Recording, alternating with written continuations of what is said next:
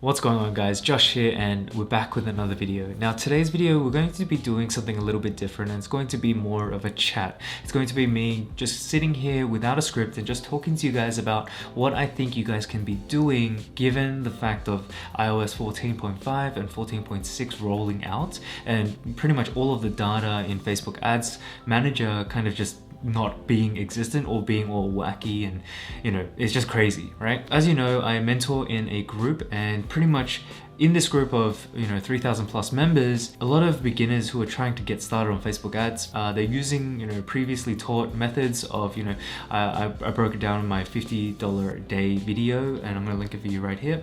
But pretty much that usual account structure video kind of relied on the fact that Facebook would continuously track accurately, right, all of the data that would come from a certain ad or a certain angle that's being tested. But what's actually happening right now, ever since 14.6 rolled out, and that was early June, I think June 2nd, all of the data on our ad accounts have pretty much kind of just disappeared. Like, we are getting somewhere between 40 to 50 sales a day, spread across different advertising platforms, but on the ads manager, it's showing very little data, right? We've actually tested this. We actually turned off Facebook ads for a day or two, and it actually affected all of our sales. All the sales pretty much just disappeared. So we know that the Facebook ad platform is still working in terms of finding people, going out and getting customers, but it's just the data is just not showing back on the ads manager. Now, for people who are more experienced and people who have more solidified brands, what they're actually looking to do is going on to third-party tracking softwares like Wicked Reports or Hyros, and we're testing that right now as well. But for you guys as beginners, it is a little bit difficult, right? You can't go ahead and spend $580 per month or $350 per month from the beginning at an annualized rate. You can't spend a couple $1,000s to see this data, right? What I was thinking, how can we start to continue to test, right, despite Facebook being a very difficult platform to use right now? And I came up with a very intentional testing structure, right? And I think that you guys could use this because, well, one, we know that people are still using Facebook. They're just not allowing Facebook to track their data or their actions and movements on the phone, but they're still there, right? And Facebook still has data points on certain people, even though it is significantly less than what they were able to have in the past. The people are still there, so we can still show ads to them, right?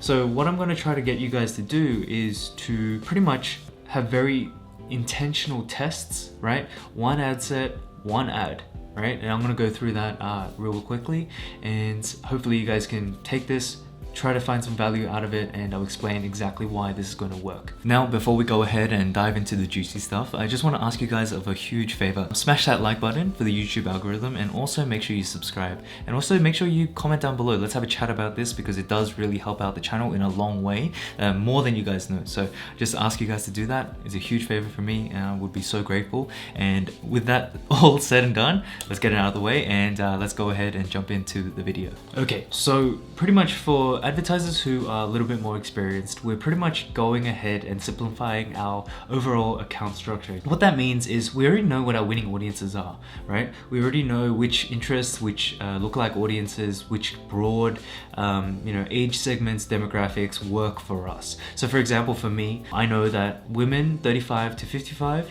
right, segmented into 2 different ad sets, as well as a certain, like maybe 3 to 4 different interest groups are my best audiences, right? Over the span of 2 years of advertising with this particular brand, I know that these guys, this audience right here is going to be our winner continuously, every day and night, right?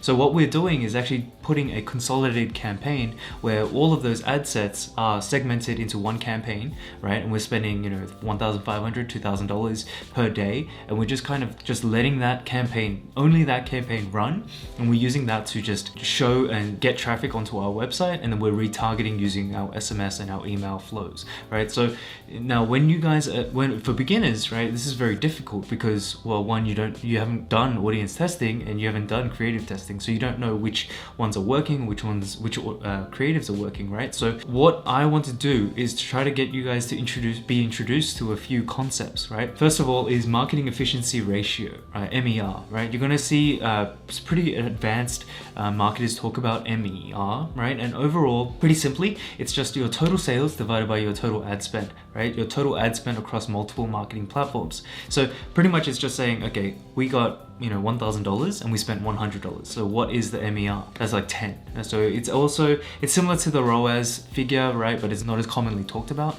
but it is still very, very important.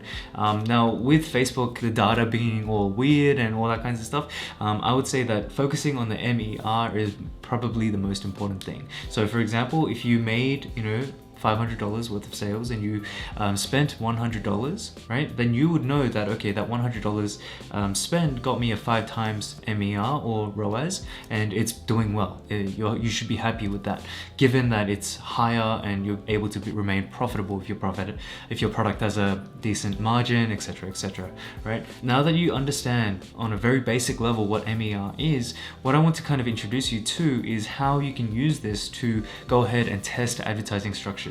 Right? Again, as I mentioned in the beginning of the video, this is pretty much on the assuming that Facebook's data is going to be correct, right? So you can go ahead and split test and see which ad works best for this ad set or audience. Now, with 14.6 rolling out in the beginning of June, this is very, very difficult. You can't know whether it's ad 1, 2, or 3, you know, getting you sales if you are getting sales at all, because, well, the data is just not going to attribute correctly to these ones. They're going to be modeled, they're going to be, you know, or they're just going to be missing. Rather than that, what I'm thinking of doing, and this is some advice that I'm giving, just hypothetically thinking, what you guys should be doing is something like focusing on one ad set, and this should be the most obvious ad set or audience that is related to your brand. So for example, if you guys are selling, you know, computer game related tech, you should be targeting like Fortnite or Apex Legends or EA games or PUBG, you know, all these kinds of things, right? The interest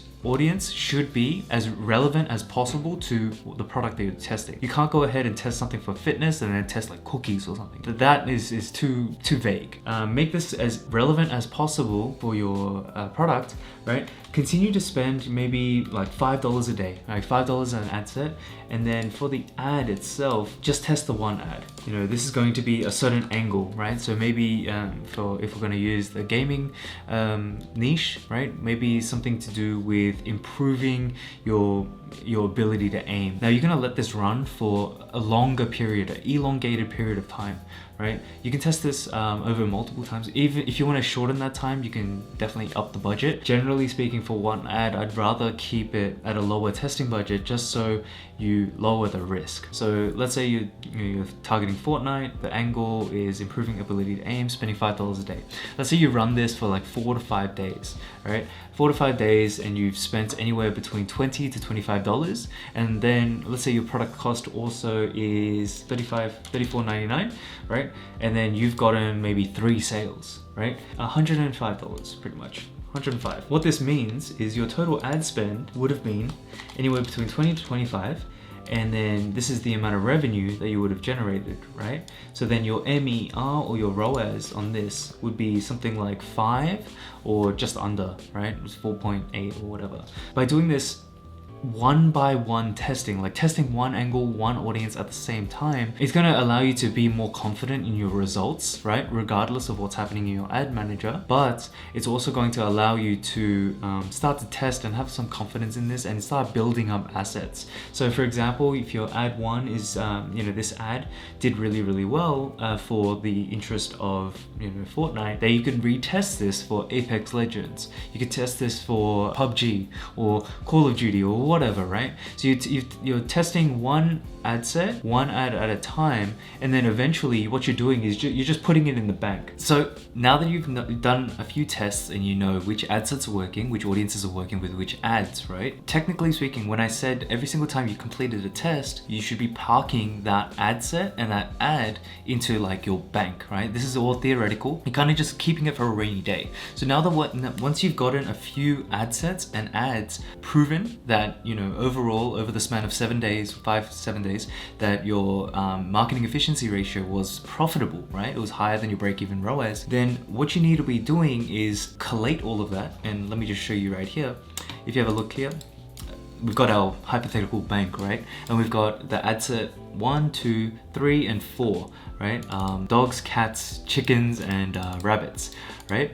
So once you've got this done, pretty much you're in a better position relative to us who are more well-versed in this advertising game, right? Because what we're doing is we're consolidating and simplifying all of our account structures. Now for me specifically, we have one campaign that has all of our ad sets in it with all of our profitable ads in the past, and we're just running 1,500, 2,000 a day on Facebook alone, right? And we're just using that to increase spend as we need to. If there's a bad day of performance, we'll scale back a little bit, but we'll just do this to and fro, this tippy-toeing game, and it has been allowing us to remain profitable, right, without kind of blowing out our budget and having any kinds of stress. It was a very hands-off kind of experience. So what I want to show you guys is you've got this bank, right? Now the same methodology of account structure still works the same way.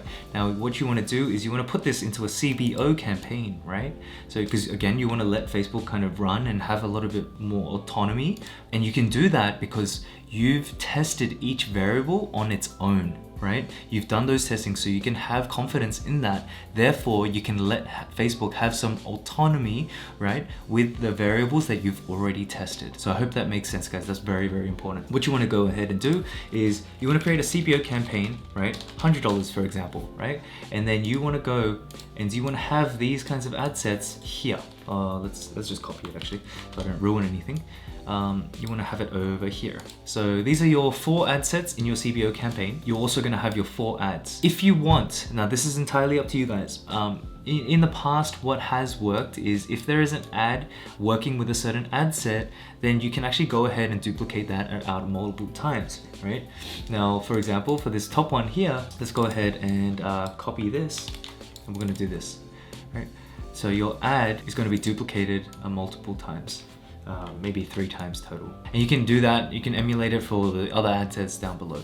Now you can have this, again, confidence because you've tested it on a one-by-one basis, right? So now what you're going to do is just let this campaign run. Let it run for 5-7 days and compare the MER and to your break-even ROAS, right? Marketing efficiency ratio or overall ROAS to your break-even ROAS, right? So let's say, for example, your break-even ROAS is 1.8. Generally, if your margin is pretty okay, 1.8 is the highest that I would like to go, right? So let's say break-even ROAS equals 1.8, right?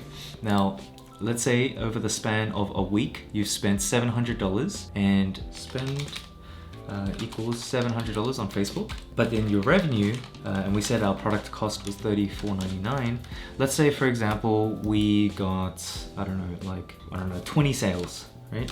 Over the span of the week, right? 34.99 divided by, times by 20, right? Which is 700. So at this point, you'd be break even, 699.8, you'd be break even. Now this isn't really that great of a situation because you would actually be in a loss, right? You'd actually be in a loss because if you go and calculate your MER from this, 699.8 divided by 700 equals 699.8 divided by 700, it's gonna be 1, right? Or just under. So it'll be 0.99, which is less than your break even, so no good, right? So that at this point, you would either really scale back the spend, like reduce the budgets by 20%, maybe even 30%, and kind of push back the spend so that you give Facebook a trigger saying, hey, I'm not so happy with the results that you're getting, right? So therefore, scale back the spend. Now, in a second scenario though, if we go ahead and copy this. Now let's say, for example, you've gotten double the purchases. Let's say you've got 40 purchases, right? So what's gonna happen is you're gonna have your 34.99 times by 40, right? Which is 1399. Now if you divide 1399.6 divided by your spend, which is 700 still, right? Your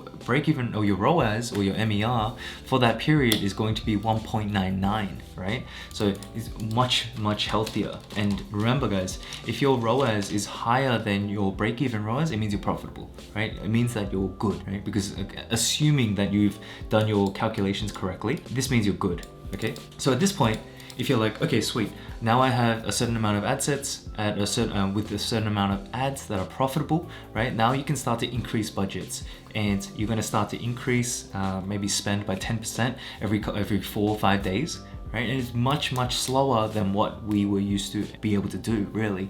But unfortunately, with Facebook, attributions kind of being all off, and without you guys using UTM codes, Google Analytics, Wicked Reports, Hyros, Elevar, all these kinds of different third-party tracking softwares, it's very difficult for beginners to get started. And I see that this is the only way, right? And no one's really talking about it, but this is a theory of mine, and that I am suggesting to all my students, and I would recommend you guys to do as well. So go ahead and try this, guys. And let me know what you think in the comments down below. If you guys have any questions, I'm more than happy to address this in a Saturday live call. We do it at 9 a.m. Central Standard Time, but I firmly believe, and this has been again verified by my Facebook rep, given the current circumstances, this is kind of the way forward temporarily until Facebook's algorithm starts to collect more data points, starts to do better overall, and then things will just randomly wake up and things will be back to normal. Now, this has been confirmed by all advertisers, everyone around me. We're all kind of using the same kind of method,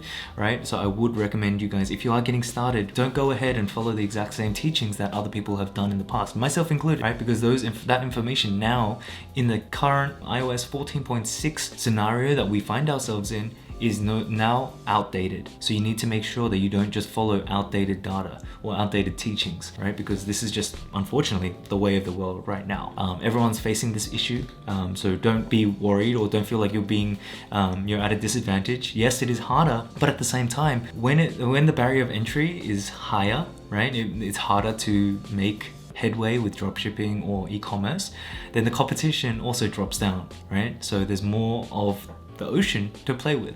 So hope that is encouraging for you, and hope you guys found some value out of this one. I know that for my students, they loved it and they're very thankful, and I hope they really make some strong headway with this. So yeah, that's all the time that we have. Make sure you comment down below. Make sure you also like this video and subscribe, because there was a lot of work and a lot of talking with Facebook reps to kind of figure out this kind of strategy. So would recommend you guys to do that. It helps out the channel a lot. Hope you guys are staying safe. Hope you guys are safe, and I'll catch you guys in the next one. Bye for now.